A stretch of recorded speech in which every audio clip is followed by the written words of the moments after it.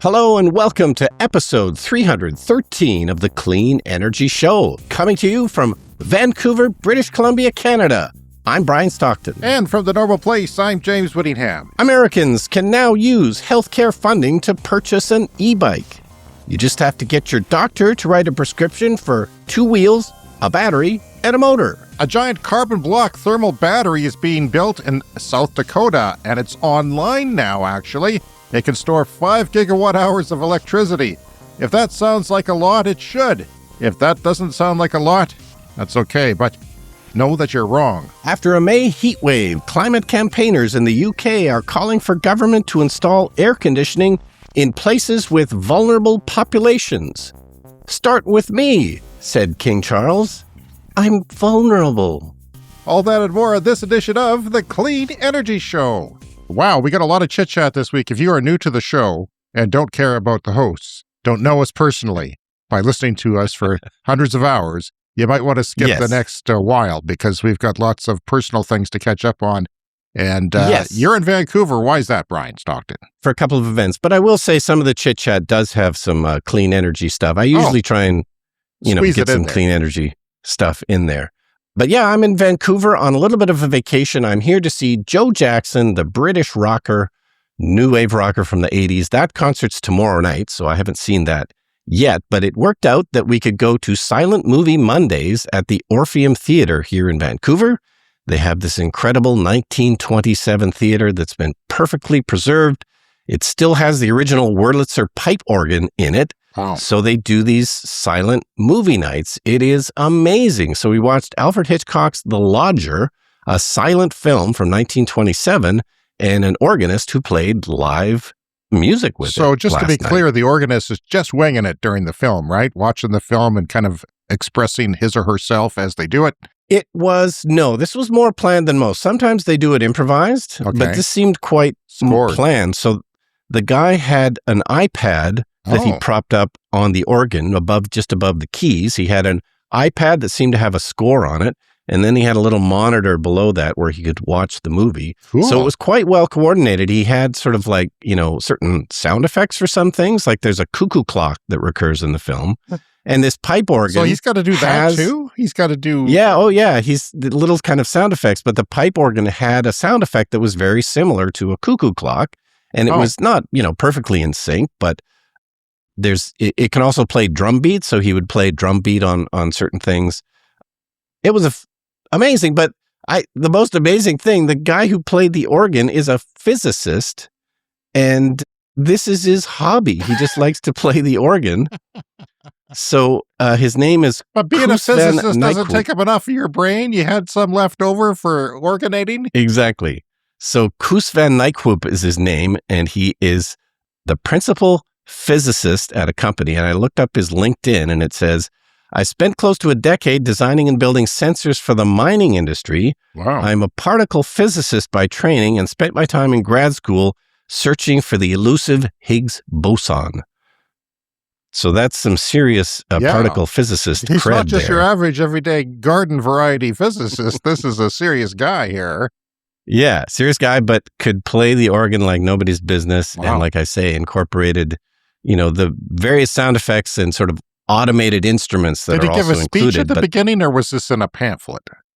No, there was a guy from the Vancouver Film School who gave a little bit of an introduction, and they, did a bit of a Q&A afterwards that sort of explained everything. But yeah, apparently this is the only surviving pipe organ in Canada that's in its original old theater. Like this is just a very unusual thing. Okay. Yeah. So that was amazing. Just got back from the Yorkton Film Festival a few days ago. So this is the oldest film festival in North America, and it happens to be very close to where James and I live in Saskatchewan, Canada. And a quick shout out to our friends Diane Olette and Lowell Dean, who both picked up prestigious Golden Sheaf Awards. But the main reason I wanted to bring this up is the tie to clean energy. I ran into a filmmaker there and had a long chat with this filmmaker who has family ties to Pakistan. And so we ended up talking about solar in Pakistan, which we have covered on the show. They have family there in Pakistan now? Okay. Yeah, she has family in Pakistan.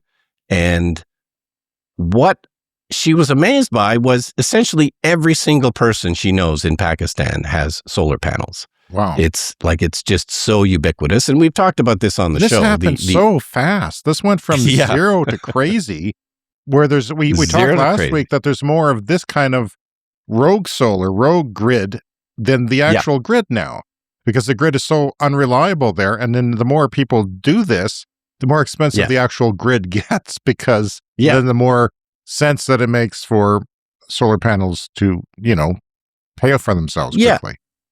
Well, and her question to me was, well, why is it that all of my relatives in Pakistan can afford solar, but she got a quote to put solar on the roof of her house in Regina, and it was super expensive. And, so I sort of thought about it, and I didn't have an answer right away. I mean, I thought, well, it's like you said, the grid is so unreliable. It's almost like you can't afford not to have. I'll give you one answer. Solar one panels. answer is we use a lot more electricity here in North America. Yeah, we are,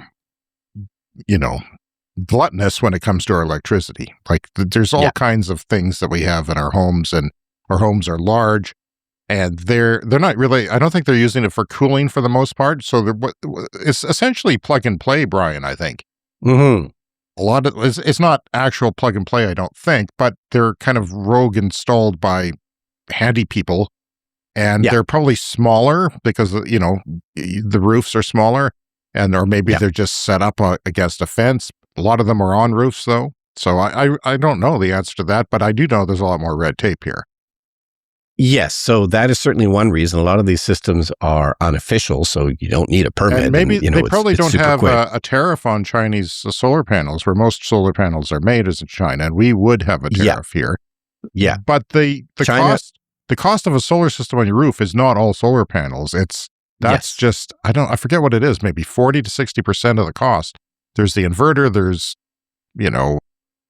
just the red tape of everything and the labor to install it. And I imagine the labor is dirt cheap there, because they're just people going around from home to home, helping people out and putting them on for them. And the panels are really cheap there, from what I understand. Yeah, and China is basically right next door. So they're being imported at the kind of lowest price possible from China. But yes, a quick Googling suggests that we're probably paying 4 times as much here in Canada and the US for sort of comparably sized solar systems. Australia's fairly cheap. We've talked about that. Yep. They've reduced their red tape and they've sort of streamlined the system. So the quick Google suggests that Australia is slightly more expensive than Pakistan, but still very good. Still probably 1/3, 1/4 of what we're paying here in North America. And a lot of that is the red tape. Because if you have red tape, then the solar installers have to spend a lot of man hours, a lot of labor hours, working on it in advance, weeks, months sometimes. But if you can just go in and do it without the red tape really quickly, then that makes a huge difference. And that's what we need to do here. We really need to do that in North America. Yeah. And of course, the other thing that's happening this week is another massive heat wave in India nearby. And so I don't understand this. My son is traveling in the Netherlands. They have a heat wave in Europe. There's one in Pakistan. Yeah. And India. There's one here. Yeah. I just have to point out that last weekend there was a blizzard here, and this weekend there's a heat alert. And I am maybe 8 hours from going into my pool for the first time this year. It's unbelievable. I've got weather whiplash. It's just, it does weird things to your brain. Like, it's weird. I'm laughing, but that's really not funny. Like, that's, this is a bit of an issue. And we're going to talk about the heat wave in the UK as well. They've got a heat wave going there in the UK. What's going on with you? Well, lots going on with me, Brian. This is the last week of James as you know him. I have my surgery date, and it is June 15th. And a lot of people who get bariatric bypass surgery are excited. I'm not excited. I'm nervous as hell. The thing is, on Monday, June 1st, I have to start a 2-week liquid diet, which is just these 4 watery, not milky, but watery chocolate protein shakes with vitamins, everything you need. And it gives you about 900 calories a day, which is, I have about 2,200 right now, and I'm losing weight on that. So I'm a 6'1" person who's quite heavy, and then you need lots of calories for that.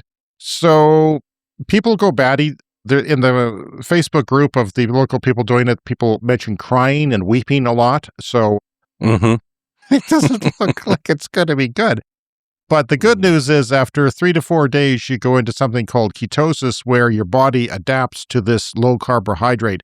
The idea is to shrink your liver because your liver is near where they're doing the operation, and they want to expel all the carbohydrates from that. But in so doing it, it's, people, they get sick of the same thing. And here's the fun things.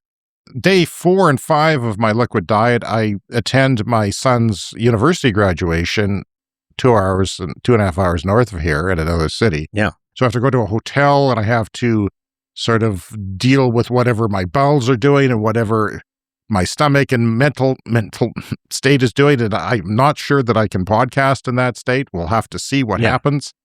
And then a week after my surgery, exactly a week after, I do my daughter's high school graduation, which I had to pay $75 for the buffet, which I can't eat.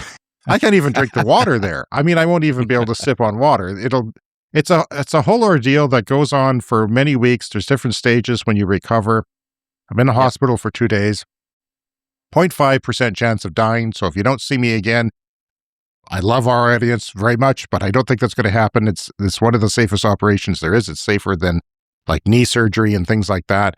Very safe operation, but the people who get this operation aren't necessarily the healthiest, but I'm doing pretty well. I'm doing pretty well for health. Yeah. And some people have to do a whole month of this liquid diet.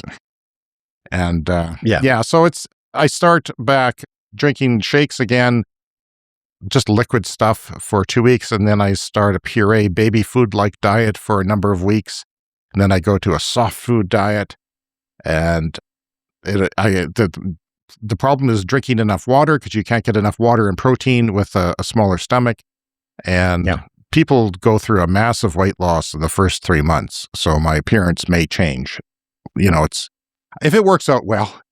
This is all if it works out well. If it doesn't work out well, it's going to be a lot worse because 20% of people have complications. And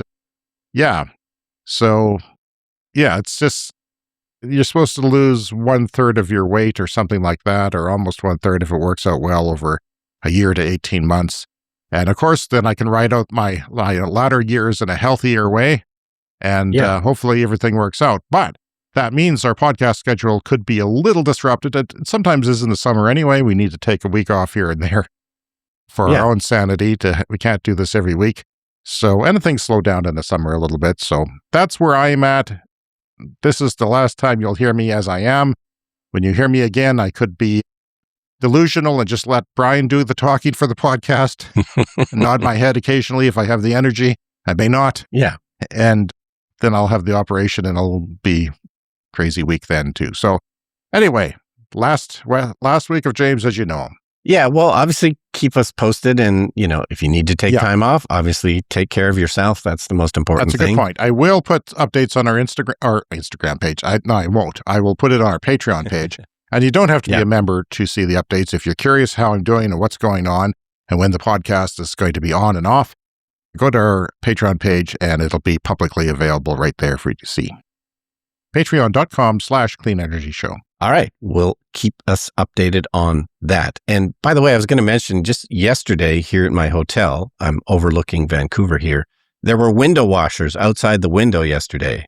And I was kind of hoping they would make a guest appearance in the podcast today. Oh, that would have been cool. I see the ropes. There's a rope there swinging a little bit. But make sure you wave if you see one in your camera monitor. I think they're doing the lower floors. So my son was working out in Vancouver in like 6th, 7th floor, and there was a drone that came up. Remember I was talking about that? A little drone that was washing the windows with a hose on it? That freaked him out. That was freakier than a human. These are humans, and by the way, I'm on the 25th floor, so it is that's a ways up. High. That's a ways up. It is a job I would not want to do. All right, so moving on. Our first story is from Electrek. Americans can now use healthcare funds to subsidize e-bike purchases. So, in America, they have a thing called an HSA and an FSA. These are a health savings account and a flexible savings account.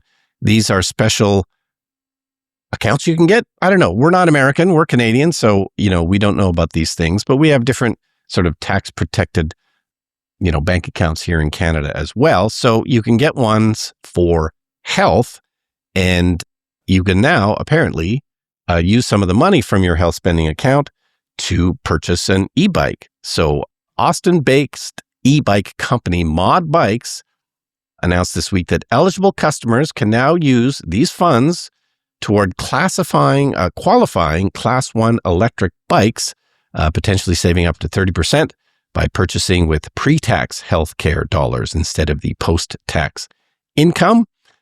Beyond transportation or recreational devices, these are now, legitimate wellness and mobility tools. And we know from listening to this podcast that e-bikes are amazing. The more you can get out. Wasn't there even a story we talked about one time, like it improves your brain function, like riding a bike improves your brain function? And I imagine as you get older, you practice your balancing on it as well. You don't want to just take it up when you're 80. You want to keep doing it as you age. That would be the preferable way to do it. But there's a lot of brain function that happens riding a bike, believe it or not. Yeah, but e-bikes are a great way to get in shape because the extra assistance, first of all, reduces the stress on your joints and everything. So it can be not as hard on your body, but also you can just kind of go more places. And, instead of the bike doing all the work for you, you're still doing a bunch of work. You can just go further and you can go faster. So, it took me a long time to get in tune with my e-bike. I was having it on the hardest setting all the time, as the hardest gear out of like 18, the gear ratio, the different gears you can select, and just going full blast. Now I've got it on like level 2 instead of level 5, and I just adjust my gears accordingly and to what feels right so that I can go at 15 kilometers an hour or something. And by the way, I upgraded my e-bike this year for my buttock, because I was feeling sore on it, quite heavy man as we speak.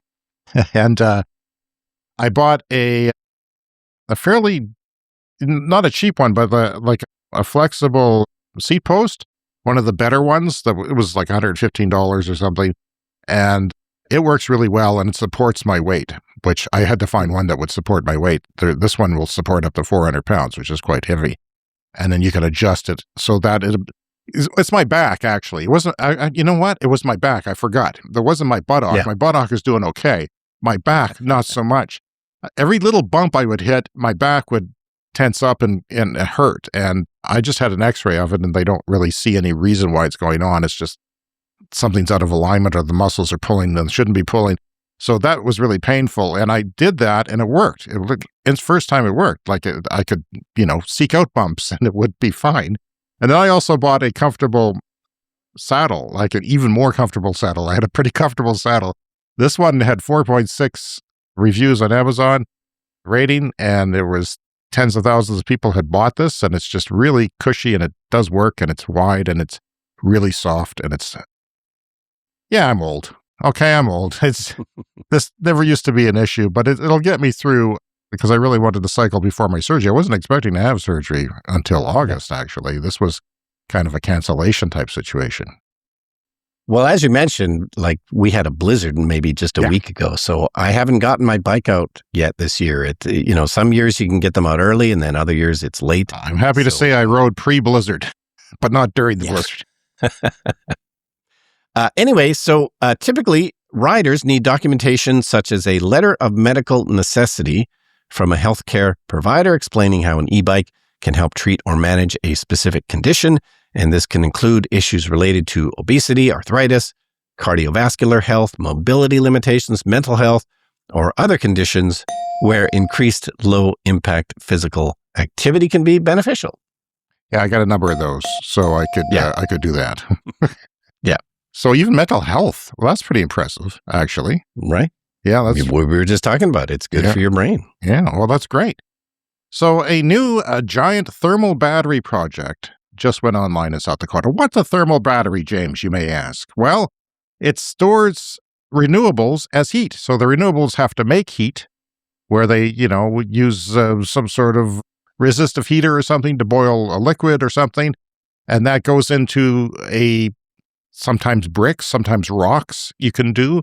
and it will heat those rocks and they'll get really hot. And then they'll transfer that back into that liquid, which will boil water and run turbines the next day when the renewables are at night, when the renewables aren't running. Well, this kind of thing is actually really huge and is storing 5 gigawatt hours of electricity. That's like 5 nuclear reactors or 5 coal plants for an hour, which is quite a bit of electricity to store. And most projects right now we see on the grid are storing like a couple of hours in chemical batteries like lithium-ion batteries. But this is a thermal battery that's using blocks, basically carbon blocks. The project is in partnership between a clean energy startup, Antor Energy, and biofuel producer, Poet. It's located in Poet's bioprocessing facility in Big Stone City, South Dakota.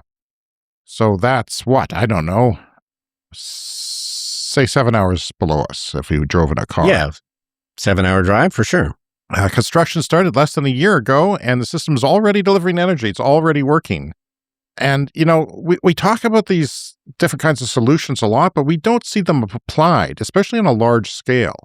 We see some smaller scale test things. Yeah. So this is pretty exciting. Things. This is pretty exciting that this is proving that this sort of technology can work. I guess, full operations are expected later this year, so it's starting a little bit, but fully operated. Once completed, it will rank among the largest energy storage projects in the world.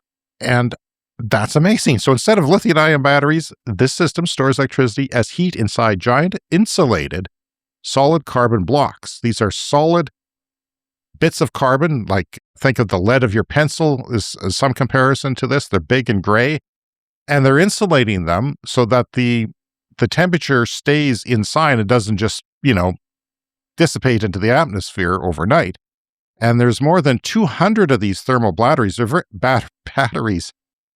that were deployed on the project. They are very modular. Like you can take one of these in, it's pretty big, but you can take it in a big truck and drop it off on a crane and put it down, put another one down, like really big Lego bricks. If you want more electricity, you just put more blocks in and more pipes to be able to do that.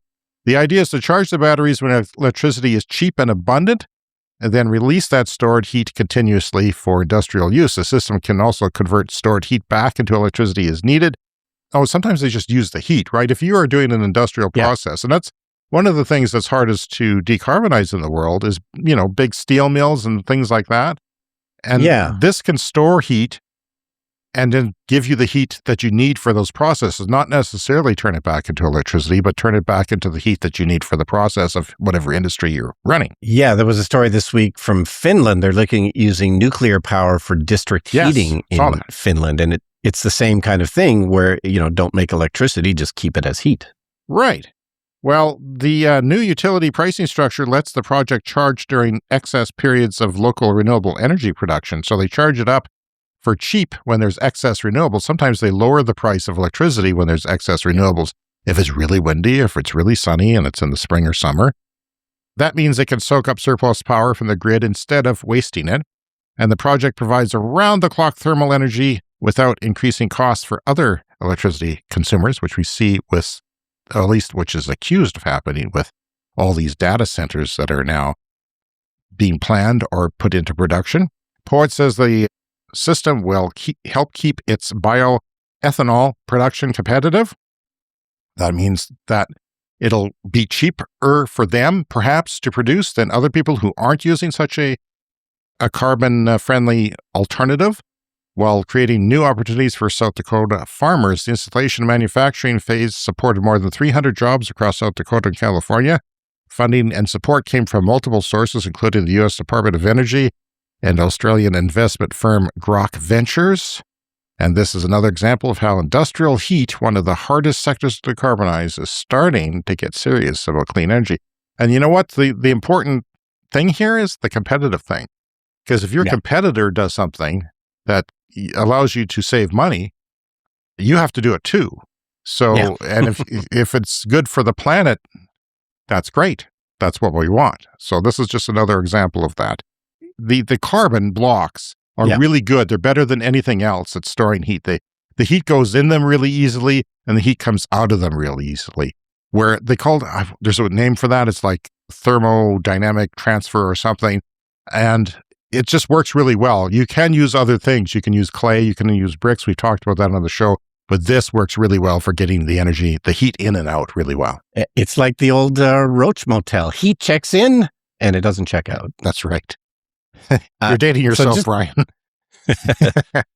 Okay, just wanted to add something completely unrelated, but there's a Theodore Roosevelt Presidential Library opening in North Dakota, just because we're talking about South Dakota.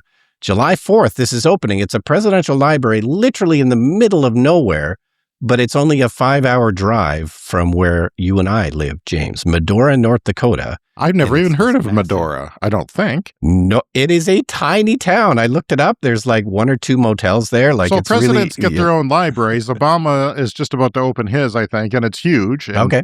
Yeah. Trump's will be gold-plated, of course, but Roosevelt must have had his library somewhere else by now, right? No. Well, as near as I can tell, not every president has a library. It's more of a 20th century phenomenon. So they're working their way backwards.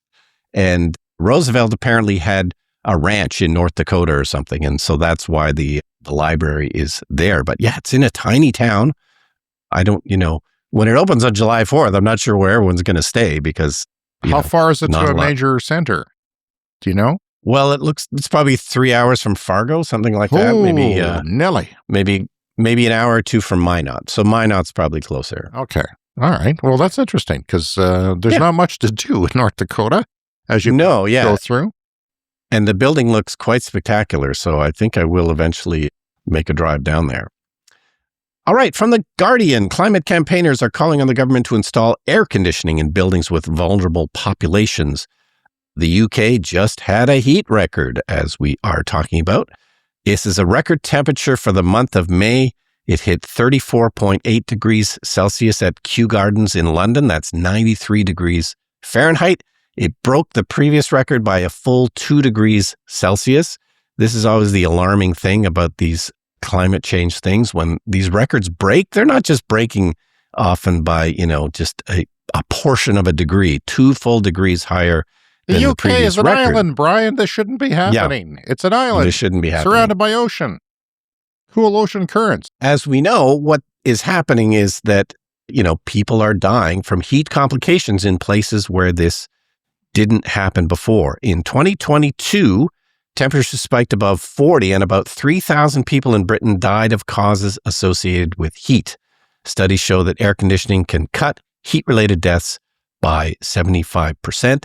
And this is already happening to an extent. People are taking matters into their own hands. An estimated 4 million homes in the UK now have air conditioning, and that is double what it was just 3 years ago. So people are figuring out the new reality, and unfortunately, the new reality is you might have to get an air conditioner if you live in the UK when you didn't have one before. Okay. Well, this is happening in a lot of places in the world, Pacific Northwest, Vancouver, where you are, not a big air conditioning city, now has heat waves. Heat domes, they call them. The sort of the high-pressure dome of heat sort of forms and builds over the area sometimes. I will say, we've had a lot of precipitation and cold weather in our spring, which is terrible that we haven't had a spring here. But we were the source of a lot of forest fire smoke for the world a couple of years ago, and even last year was terrible too, right? Well, that doesn't look so bad right now, although there are some places in British Columbia where you are, that province, are a little dry, but a lot of it isn't dry either. So, hoping for some clean air here. By the way, it'll take me 6 weeks to get back into the pool after my surgery, which will be painful because it'll be July. Well, it'll be. I could stick my toes in, but that's all. I can't soak my 5 ports that they are going to make in my stomach area, abdomen. Anyway, let's get to, if you don't mind, listener mail. Step into the mailbag. This is from Denny. He says, "Hi, Brian and James. I thought you both might get a laugh out of the below email I received from our local Chevy dealer, where we purchased our 2023 Chevy Bolt EUV. My wife purchased a Bolt EV, which is a little smaller, but basically the same car. In fact, we had the order for a EUV, but this one came in, and there was a long wait list at the time, and we didn't know if we were going to get one because we were discontinuing them. It's telling me I'm due for an oil change and I should set up an appointment because I have 0% oil life remaining in my car. Wow. Actually, it's pretty sad that Chevy and their dealership are both don't have a clue about EVs. James, he says, you have the same car. We do. Did you ever receive one of those notices? No, I have not. Have a great afternoon, Denny and Linda. I have not received one of those. I've read countless times since the dawn of electric cars of owners getting those notices and just laughing and posting them online. Yeah. I'm not crazy about my dealer where we live, where I bought the car, the service center. There's a lot of misfeelings we have with them. I would rather have my automotive purchase made somewhere else with a different company that's a little more trustworthy, but we have not received one of those notices. However, I did take my Nissan in to see if they would fix it once, and my Nissan Leaf. And, because this dealership isn't certified to do electric cars here because they don't believe in them. And this was like 6-7 years ago. And I actually got a phone call saying, sir, you're due for an oil change. I said, okay. Am I? Did you know electric cars don't have oil? And she said, I did not. Sorry to bother you, and have a nice day. Yeah, so just to recap, if you're new to the show, one of the favorite statistics we like to talk about on the show, an electric car has approximately 20 moving parts, and a gas car has about 2,000 moving parts. Is that about right, James? Typically, yes. And the nice thing is, Brian, I think the price of admission for an electric car is worth not getting those stupid oil changes. I can drive by a gas station and feel smug, but I really feel smug driving by an oil change place because I hated that experience. Horribly. Because they're condescending, and they try and then sell you on things that you don't need and act like they actually know something and then they don't. It's always bothered me. Yeah, there's always an upsell at the oil change place. All right, if you'd like to contact us, cleanenergyshow@gmail.com. You could also leave a voicemail, speakpipe.com/cleanenergyshow. We are an independent podcast powered by listeners like you. You can support us at patreon.com/cleanenergypod for as little as $1 a month. You can get ad-free episodes, early access, exclusive content, and more, discounts on merch, and possibly a shout out on the show. And those change depending on the support level.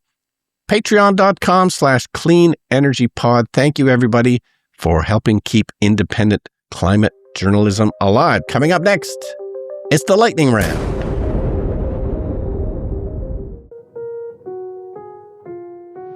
It's time for the lightning round. The lightning round is a fast-paced look at the latest headlines in climate, clean energy, and transportation. After years of delays, Cuba has started installing turbines at the Herradura 1 wind farm in Las Tunas province.